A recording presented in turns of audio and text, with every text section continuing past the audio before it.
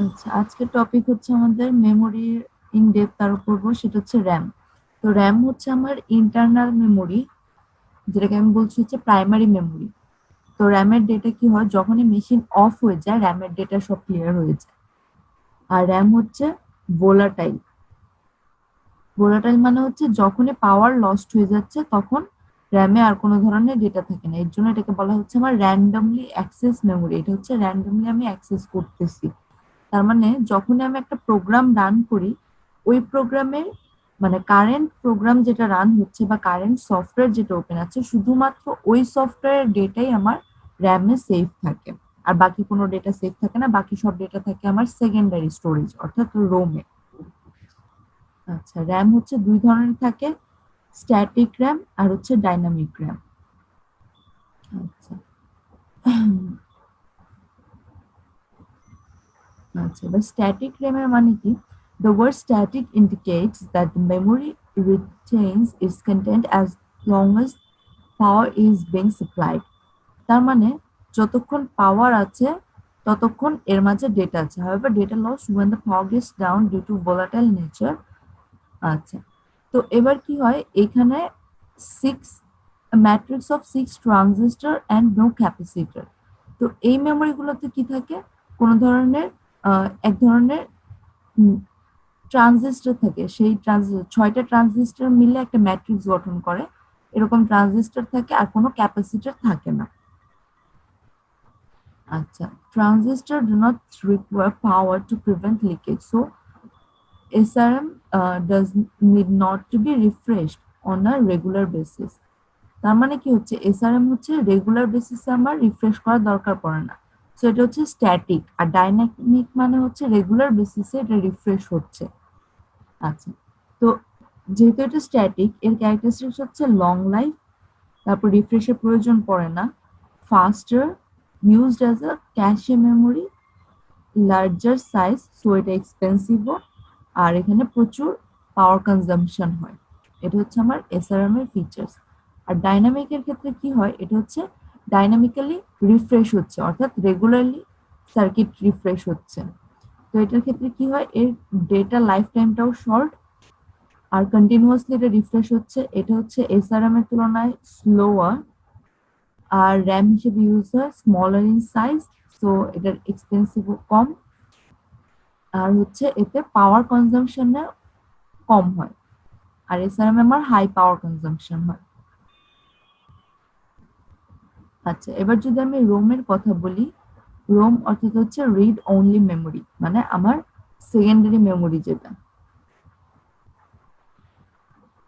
আচ্ছা, তো রোম দেখতে বেসিক্যালি যে এই টাইপের, যখন আপনি পিসি খুলবেন অথবা পিসি যদি আপনি অর্গানাইজ করেন, তখন আপনি দেখতে পারবেন রোম হচ্ছে এই যে এই টাইপের দেখতে একটা জিনিস।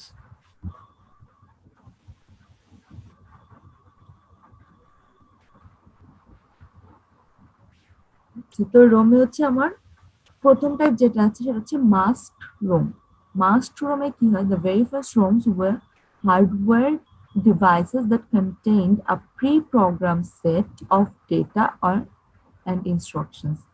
তো এখানে কি হয়, আগে থেকেই ডেটা আর ইনস্ট্রাকশন হচ্ছে প্রোগ্রাম করা থাকে। This kind of ROMs are known as mask ROMs. তো এগুলো হচ্ছে আবার ইনএক্সপেন্সিভ, এগুলো বেশি একটা এক্সপেন্সিভ না। আর যখন আমি রমের কথা বলতেছি, প্রোগ্রামেবল রিড অনলি মেমোরি, তো এখানে কি করে, এখানে হচ্ছে ইউজার চাইলে এটাকে প্রোগ্রাম করতে পারে। আর আগেরটাতে হচ্ছে আগে থেকেই প্রোগ্রাম অবস্থায় থাকবে। আচ্ছা, এবার হচ্ছে ইপিরম। এটা হচ্ছে ইরেজেবল অ্যান্ড প্রোগ্রামেবল। এখানে কি হচ্ছে, প্রোগ্রামও করা যাবে আবার ইরেজও করা যাবে, তাহলে ইউজার চাইলে সেটা ইরেজও করতে পারতেছে। এবার হচ্ছে ইলেকট্রিক্যালি ইরেজেবল অ্যান্ড প্রোগ্রামেবল। এইটা হচ্ছে বেসিক্যালি আমাদের জেনারেল যে ল্যাপটপ গুলো সেগুলোতে এই এই ধরনের রোম ইউজ হয়, যে ইলেকট্রিক্যালি। আচ্ছা, আগেরটা যেটা ইরেজ করা যাচ্ছে, ওই ইরেজ হবে হচ্ছে এই যে the exposure of ultraviolet light. ঠিক আছে, তো এখানে কি হয়, আল্ট্রাভায়োলেট লাইট দিয়ে তখন হচ্ছে এটাকে ইরেজ করতে হয়। আর ইলেকট্রিক্যালি ইরেজেবল এটা, অর্থাৎ আপনি ডিজিটালি এটা ইরেজ করতে পারবেন। এই যে যখন আমার পিসিতে আমি সিম্পলি শিফট ডিলিট দিয়ে দিই, তো পিসি থেকে একটা ডেটা একদম কমপ্লিটলি চলে যায়। তো এইটা হচ্ছে কি আমি ইলেকট্রিক্যালি ইরেজ করতে পারতেছি।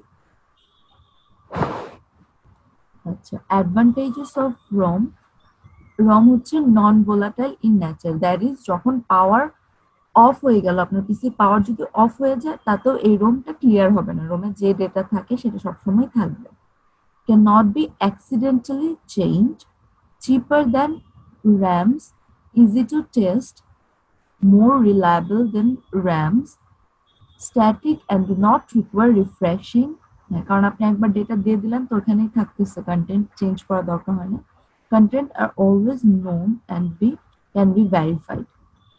তো এই হচ্ছে আমার রোমের ক্যারেক্টারিস্টিক্স সব।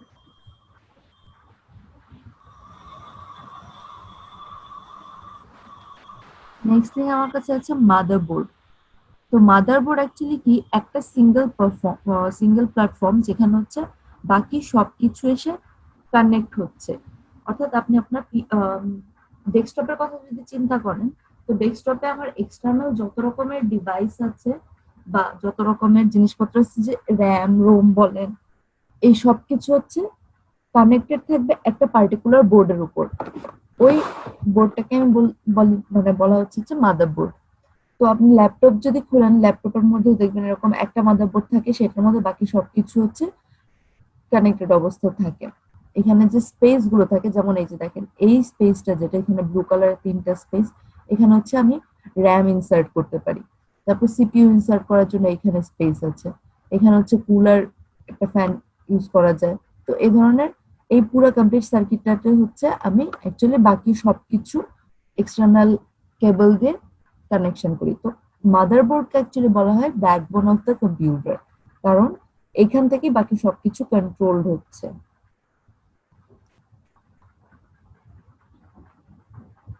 Motherboard feature হচ্ছে varies greatly in supporting various types of component. Motherboard supports a single type of CPU and few types of memories. তো এক ধরনের সিপিইউ এটা সাপোর্ট করতে পারবে, আর মেমোরি টাইপ ডিফারেন্ট হতে পারে। Video cards, hard disk, sound cards have to be compatible with the motherboard to function properly. Motherboard cases power supplies must be compatible to work properly. তার মানে হচ্ছে main কথা হচ্ছে মাদারবোর্ডে যা কিছু কানেক্ট হোক না কেন ওই বোর্ডের সাথে কম্পিটিবল হতে হবে। আচ্ছা, popular manufacturer Intel, Asus, open, এভাইট, বায়োস্টার, গিগাবাইট, এমএসআই। তো এগুলো হচ্ছে সবচেয়ে পপুলার মাদারবোর্ড।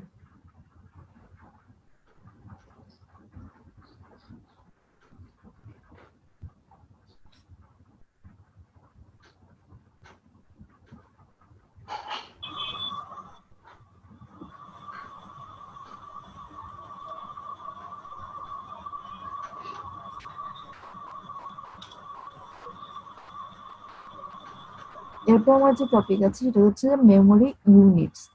তো মেমোরি ইউনিটস অ্যাকচুয়ালি কি আমার পিসিতে, আমার বা মেমোরিতে যে ধরনের ডেটা সেভ থাকতেছে, তো ডেটাগুলো অ্যাকচুয়ালি কোন ইউনিটে কাউন্ট হচ্ছে।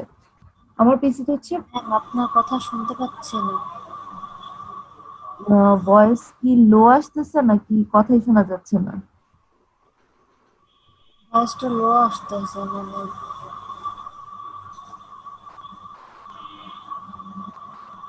এটার সমস্যা হতে পারে, বিকজ আমার মাইক্রোফোনের তো প্রবলেম থাকার কথা না। আর আমি শুনতেছি ম্যাম। হ্যাঁ। হ্যাঁ, তাহলে হতে পারে আপনার নেটের একটু সমস্যা হতে পারে। প্রবলেম না, আপনি যদি কোথাও মিস করে যান ভিডিও দেখে নিন, আর লেকচার শিট তো দিয়েই দিব। তো মেমোরি ইউনিটস থাকতেছে আমার কাছে হচ্ছে বিট। প্রাইমারিলি আমি আমার পিসিতে যত রকমের ডেটা থাকে, আমি এখন সেটা টেক্সট ডেটা বলি কিংবা ইমেজের কথা বলি, ভিডিও বলি, সাউন্ড বলি, সমস্ত ডেটা হচ্ছে আমার পিসিতে বাইনারি হিসেবে থাকে। বাইনারি মানে কি আইদার জিরো অথবা ওয়ান। তো binary digit is a logical 0 and 1 representing a passive or an active state of a component on an electrical circuit. তো আমার অ্যাকচুয়ালি ইলেকট্রিক্যাল সার্কিট মানে আমার পিসিতে যে রেজিস্টার থাকে সেই রেজিস্টার থাকে ওখানে। আম, ওখানে কি হয়, সার্কিট থাকে, আমার ইলেকট্রিক্যাল সার্কিট থাকে। তো ওই সার্কিটে হচ্ছে দুই ধরনের এলইডি থাকে। সরি, সার্কিট হচ্ছে একটা এলইডি বাল্ব থাকে। সেই এলইডি, স্মল এলইডির হচ্ছে দুই ধরনের রিডিং দেওয়া পসিবল। এলইডি যদি অন থাকে তাহলে আমি ধরে নিব ওর রিডিং হচ্ছে 1, আর এলইডি যদি অফ থাকে সেক্ষেত্রে আমি রিডিং ধরে নিব হচ্ছে 0। এই ধরনের বিভিন্ন ধরনের সার্কিট থাকে, অ্যান্ড গেট থাকে, অর গেট থাকে, এরকম ছোট ছোট অনেকগুলো সার্কিট মিলে হচ্ছে আমার টোটাল মেমোরি ব্লকটা ক্রিয়েট হয়। তো আমার পিসিতে যত রকমের ডেটা কিংবা ইনস্ট্রাকশন সেভ হচ্ছে, আইদার সে হচ্ছে একটা সিরিজ অফ আইদার 1 অর 0 হিসেবে অ্যাড হয়। আমি যদি নাম্বার রিপ্রেজেন্টেশন করি, সাপোজ আমি যদি 5 এটা রিপ্রেজেন্ট করতে চাই, সেটা রিপ্রেজেন্ট করার জন্য আমার বাইনারি ওয়ে আছে। ঠিক আছে, কম্পিউটারকে যখন আমি 5 বলবো সে কিন্তু 5টাকে বুঝবে। সে আমি বলতেছি 5, বাট তার কাছে 5 মানে হচ্ছে একটা সিরিজ অফ বাইনারি। তো 5 হচ্ছে সে এক্সপ্রেস এভাবে করে উম, উম,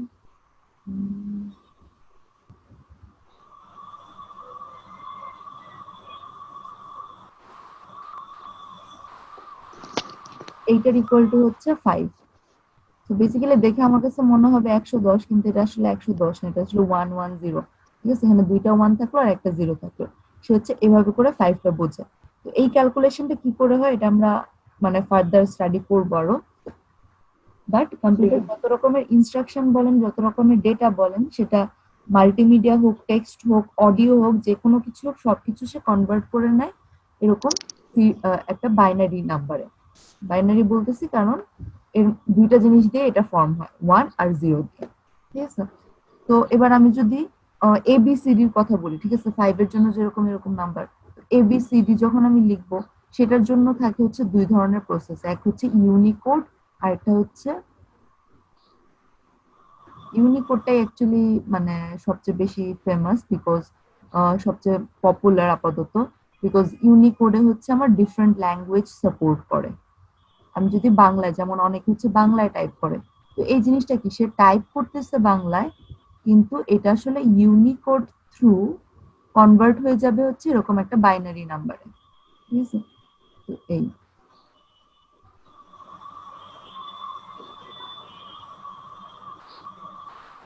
আচ্ছা, তো বাইনারি হচ্ছে এবার 1 বিট। বিট মানে হচ্ছে এক একটা বিট, যে আমি যে 5 লিখলাম 110, তার মানে এখানে থাকতেছে অ্যাকচুয়ালি 3টা বিট। তার মানে 1 আর 0 যে কয়টা থাকে সেটাই হচ্ছে বিট, মানে একটা সিঙ্গেল ইউনিট। এটা হচ্ছে আমার বিট। নিবল বলা হয় হচ্ছে 4 বিটকে একসাথে। ঠিক আছে, গ্রুপ অফ 4 বিটকে বলা হচ্ছে নিবল।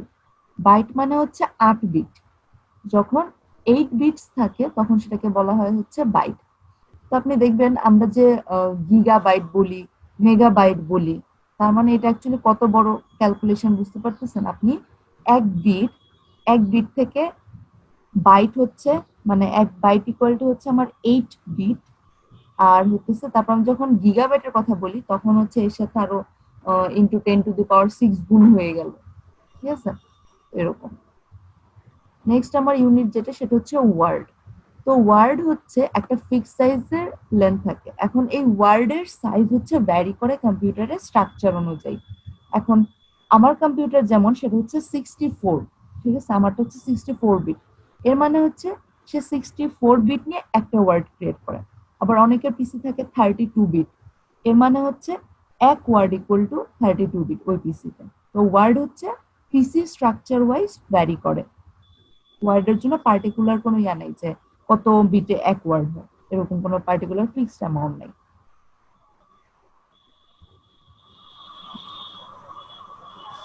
তো এবার যদি আমরা যে হায়ার ইউনিটে দেখি তখন কি হচ্ছে কিলোবাইট। কিলোবাইট অর্থাৎ হচ্ছে এক এক কিলোবাইট মানে হচ্ছে 1024 বাইটস।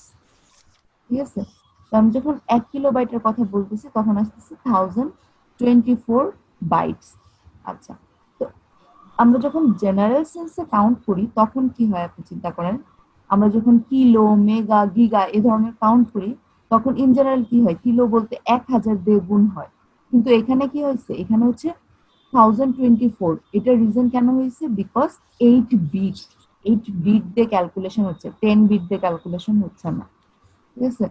তো দ্যাটস ওয়াই আপনি যখন ক্যালকুলেট করবেন দেখবেন 1024 আসবে 1 কিলোবাইটে। দেন মেগাবাইটের কথা বললে হচ্ছে আবার, তার মানে হচ্ছে সে স্টেপ বাই স্টেপ বাড়তে থাকবে 1024 দিয়ে, ঠিক আছে? তো কিলোবাইট ফার্স্ট, দেন হচ্ছে মেগাবাইট, দেন গিগাবাইট, টেরাবাইট, সবচেয়ে লার্জে আপাতত আমরা মানে ইনপ্র্যাকটিক্যাল ইউজে থাকে পেটাবাইট, ঠিক আছে? তো পেটাবাইট সাইজের কোনো কিছু আমার কাছে নাই, আমি দেখাতে পারবো না, কিন্তু আমার কাছে হচ্ছে 2 টেরাবাইটের একটা এক্সটার্নাল হার্ড ডিস্ক আছে, ঠিক আছে? এটা হচ্ছে আমার কাছে হাইয়েস্ট ক্যাপাসিটি ওয়াইজ কোনো মেমোরি। আর আপনি হচ্ছে আপনার পিসির মেমোরি নর্মালি চেক করতে পারবেন।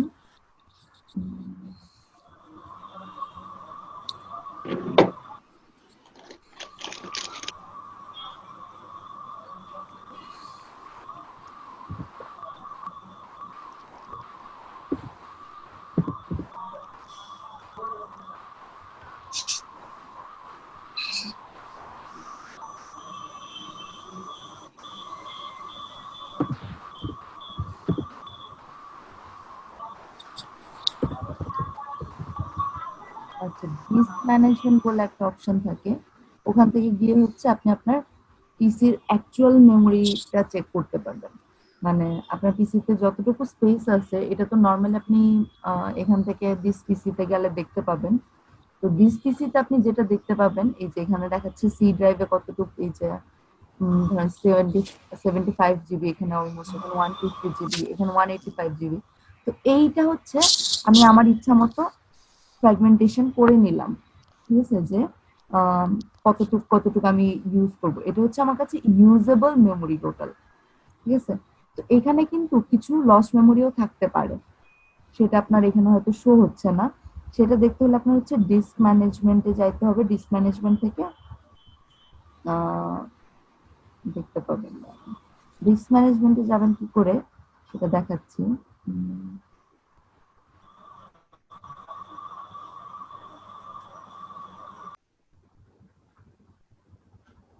ডিস্ক ম্যানেজমেন্টে যাওয়ার জন্য আপনি হচ্ছে কমান্ড টাইপ করবেন, হচ্ছে আপনার পিসিতে দেখবেন একটা উইন্ডোজ বাটন আছে, সেটা হচ্ছে কন, এই যে একদম নিচে স্পেস বারের সিরিয়ালটাতে দেখবেন একটা উইন্ডোজ বাটন আছে।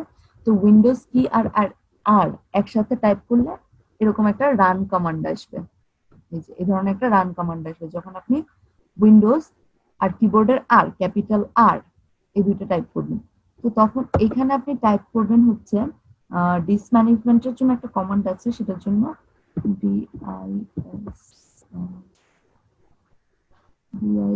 DISKNG,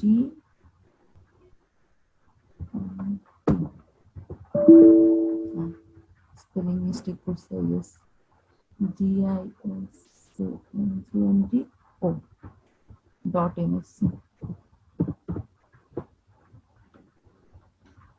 আচ্ছা, .msc মানে হচ্ছে এটা এমএসসি ফাইল, ফাইল টাইপ বা ফাইল এক্সটেনশন, ঠিক আছে? তো দেখেন তখন হচ্ছে আপনার কাছে এই ধরনের একটা জিনিস ওপেন হবে। তো এবার দেখেন এখানে দেওয়া আছে যে সি ড্রাইভ আমার 75 অলমোস্ট, এখানে দেখেন একটা 19.58 জিবি আনঅ্যালোকেটেড, অর্থাৎ এইটুকু মেমোরি এক্সিস্ট করে আমার পিসিতে কিন্তু কোথাও ইউজ হচ্ছে না, এটা কোথাও এলোকেশন করা নাই। আবার এখানে দেখেন এই যে 351 MB, এটাও আনএলোকেটেড অবস্থায় আছে, অর্থাৎ টোটাল আমার এই দুইটা স্পেস হচ্ছে পিসিতে ইউজ হচ্ছে না। তো এই দুইটা স্পেস এখানে আনএলোকেটেড দেখাচ্ছে বিকজ আমার পিসিতে হচ্ছে আমি দুই ধরনের অপারেটিং সিস্টেম ইনস্টল করেছি। আমার কাছে উইন্ডোজও ওপেন আছে, আবার হচ্ছে উবুন্টু একটা অপারেটিং সিস্টেম ওপেন আছে। তো আমি হচ্ছে এই স্পেসটা যেটা, সেটা হচ্ছে উবুন্টু দিয়ে ইউজ করি। তো আমি যখন উইন্ডোজ ওপেন করলাম, উইন্ডোজ এই স্পেসটাকে আইডেন্টিফাই করতে পারেনি। আচ্ছা, তো আবার দেখেন এখানে আছে একটা, এই যে 35 হেলদি পার্টিশন, এই পার্টিশনটাও কিন্তু কোনো নাম নাই, দেখেন এটা হচ্ছে আমার এখানে কিন্তু শো হয় না এই 35 জিবি, বাট এই 35 জিবিও এক্সিস্ট করে আমার পিসিতে। এই 35 জিবি হচ্ছে আমি উবুন্টুতে ইউজ করতেছি, এটা উইন্ডোজ ইউজ করতে পারবে না, ঠিক আছে? তো এই জিনিসটা হচ্ছে আমার কমপ্লিট মেমোরি অ্যালোকেশন। এবার দেখেন এখানে যে সিডি রোম লেখা আছে, আপনি যখন এক্সটার্নাল কোনো ড্রাইভ ইনক্লুড করবেন, আমি যদি ইউএসবি পেন ড্রাইভ ইনক্লুড করি ইউএসবি দিয়ে, কিংবা আমি হচ্ছে একটা সিডি ইনসার্ট করলাম, তখন এখানেও আমার নিচে এরকম করে ম্যানেজমেন্ট শো করবে যে টোটাল অ্যাকচুয়ালি কতটুকু মেমোরি আছে। ঠিক আছে, তো এই কমান্ড হচ্ছে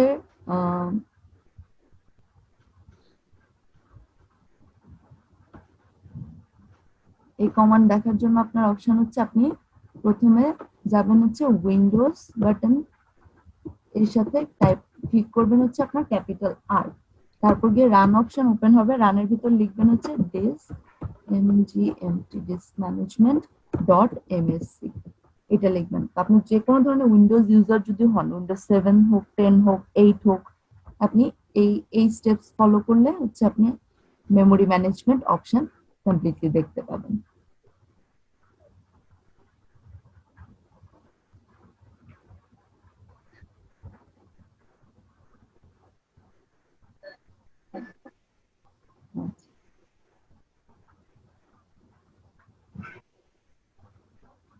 আচ্ছা, এই গেল হচ্ছে আপনার মেমোরি।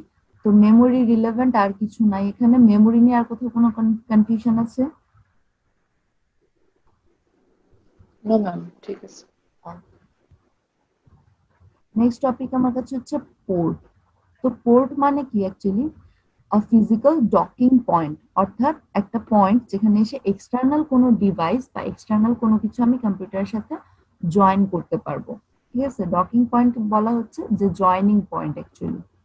আচ্ছা, তো এখানে কি হয়, characteristics of port, external devices are connected to a computer using the cables and ports.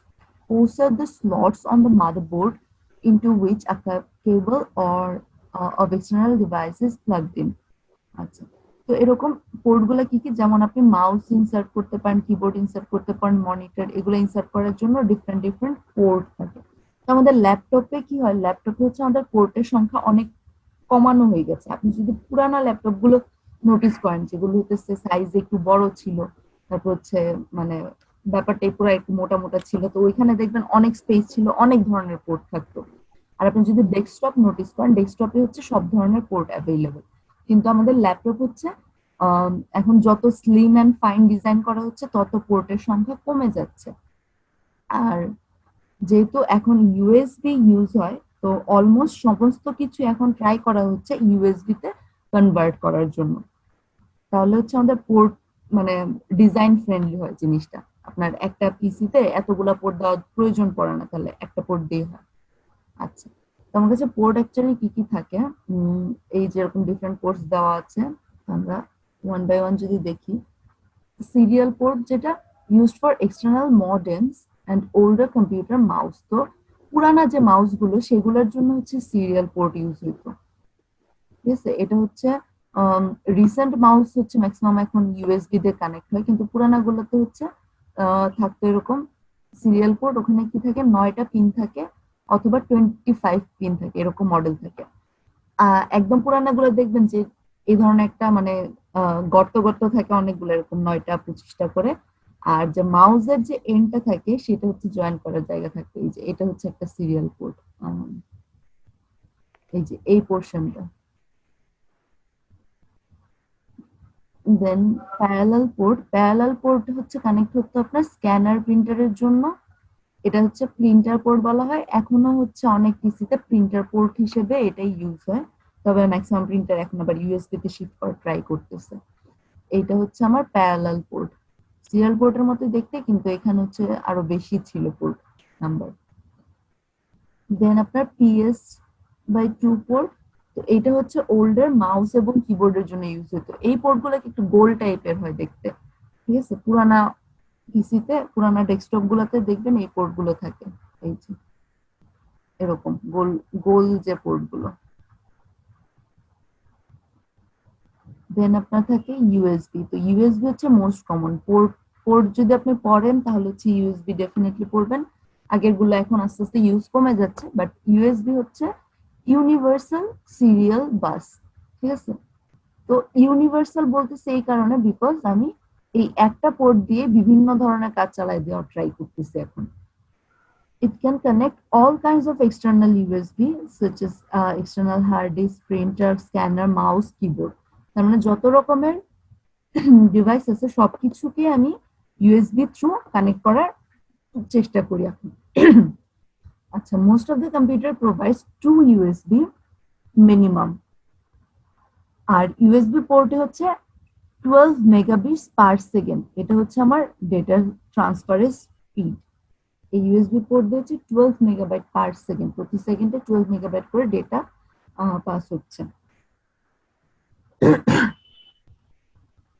দেন হচ্ছে ভিজিএ পোর্ট। তো ভিজিএ পোর্টে হচ্ছে ভিডিও কার্ড কানেক্ট হতো। আপনি খেয়াল করে দেখবেন কিছু ওল্ড মডেলের প্রজেক্টর আছে যেগুলো ভিজিএ পোর্ট ছাড়া কানেক্ট হয় না। তো আগে কি হতো, আমাদের যখন আগের পিসি গুলোতে আপনি মনিটর কানেক্ট করতেন ভিজিএ পোর্ট দিয়ে। এরপর থাকে হচ্ছে পাওয়ার কানেক্টর। পাওয়ার কানেক্টর হচ্ছে তিনটা তিনটা প্লাগওয়ালা একটা পাওয়ার কানেক্টর, যেখানে হচ্ছে আপনার পাওয়ার মানে অ্যাকচুয়াল পাওয়ার হইতো, পাওয়ার কর্ডটা এসে কানেক্ট হইতো। ঠিক আছে, তো এই যে পাওয়ার কানেকশন এরকম 3 পোর্টওয়ালা থাকে। ভিজিএ পোর্ট দেখতে যে এই টাইপের পুরানা পিসি গুলাতে, পুরানা ল্যাপটপ গুলাতে এখনো অনেক ভিজিএ পোর্ট অ্যাভেলেবল থাকে, বাট এখন ম্যাক্সিমাম এইচডিএমআই পোর্ট দিয়ে হচ্ছে আপনার কানেক্ট হয়। প্রজেক্টর বলেন বা যাবতীয় ভিডিও আউটপুটের জন্য হচ্ছে আমরা এইচডিএমআই পোর্টে এখন সবচেয়ে বেশি ইউজ হয়। এখন ট্রাই করা হচ্ছে এটাকেও যদি ইউএসবি তে কনভার্ট করা যায়, বাট এখন পর্যন্ত হচ্ছে এইচডিএমআইটাই সবচেয়ে বেশি ইউজ হচ্ছে। আচ্ছা, firewall transfers large amount of data at very fast speed. তো ফায়ারওয়াল কি, এই পোর্ট হচ্ছে আরো ফাস্টার। এটা কি করে 400 to 800 মেগাবিটস পার সেকেন্ড, তার মানে আমার ইউএসবির চেয়েও ফাস্টার এটা। তো এটা হচ্ছে অ্যাপেল ইনভেন্ট করছে। তো ফায়ারওয়াল পোর্ট হচ্ছে আমাদের জেনারেল পিসি গুলাতে থাকে না, এটা থাকে হচ্ছে আপনার ম্যাকবুক গুলাতে শুধু।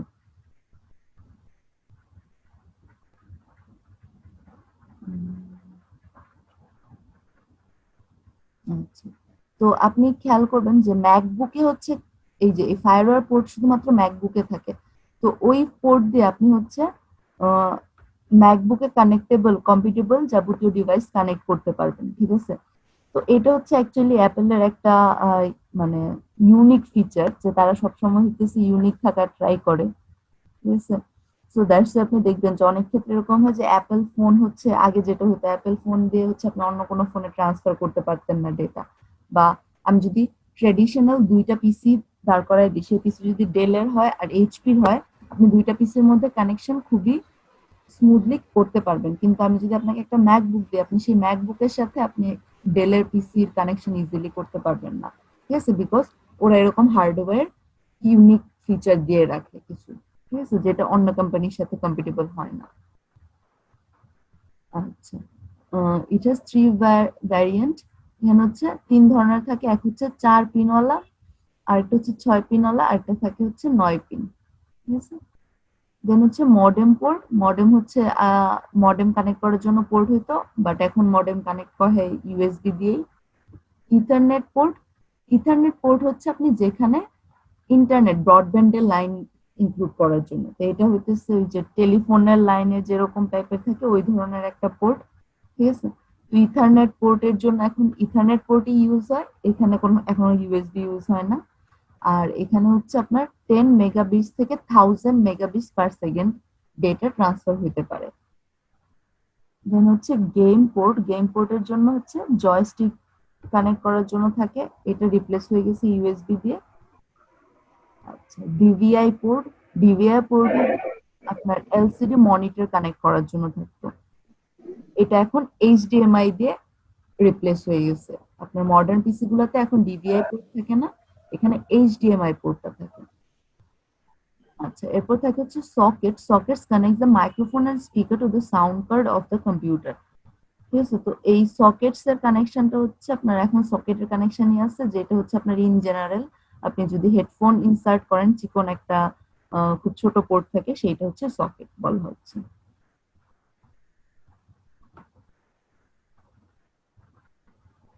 ঠিক আছে, এই হচ্ছে আপনার পোর্ট। তো এই ইন জেনারেল হচ্ছে আহ, বেশিরভাগ এখন মানে এখনকার ল্যাপটপ গুলো যেটা, যেমন হচ্ছে আমি যদি আমার ল্যাপটপের কথা বলি, আমার ল্যাপটপে অ্যাকচুয়ালি 3টা ইউএসবি আছে, শুধুমাত্র 3টা ইউএসবি, এর বেশি কিছু নাই। আর তারপর হচ্ছে থাকে আমার সকেট আছে, ঠিক আছে, সকেট যেটা হচ্ছে আমি সাউন্ড বক্স কানেকশন করার জন্য বা মাইক্রোফোন কানেক্ট করার জন্য ইউজ করি। দেন আমার হচ্ছে ইথারনেট থাকে, একটা একটা ইথারনেট আছে, আরেকটা আছে এইচডিএমআই। এর বাইরে আমার আর কোনো পোর্ট নাই, ঠিক আছে, জাস্ট এই অল্প কয়েকটা পোর্ট। আর যেগুলো হইতেছে বাকি পোর্ট, বাকি পোর্টের সমস্ত কাজ হচ্ছে এখন ইউএসবি দিয়ে হচ্ছে। ঠিক আছে, তো এই গেল আমাদের পোর্ট। এখানে আই গেস কারো কোনো কনফিউশন থাকার কথা না। তো আপাতত আজকের ক্লাস এই পর্যন্তই। নেক্সট ক্লাসে আমরা হার্ডওয়্যার নিয়ে আরো ফার্দার আলোচনা করব, করে এরপর হচ্ছে ইন্টারনেট টেকনোলজিতে যাব।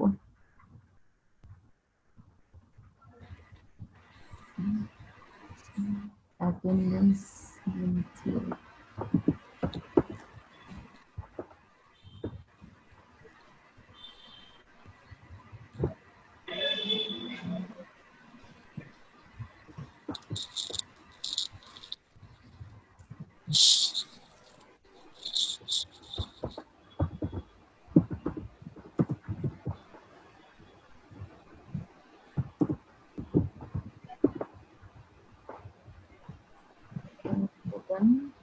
থ্যাংক ইউ, তাহলে সবাই ভালো থাকবেন। ওকে মিস।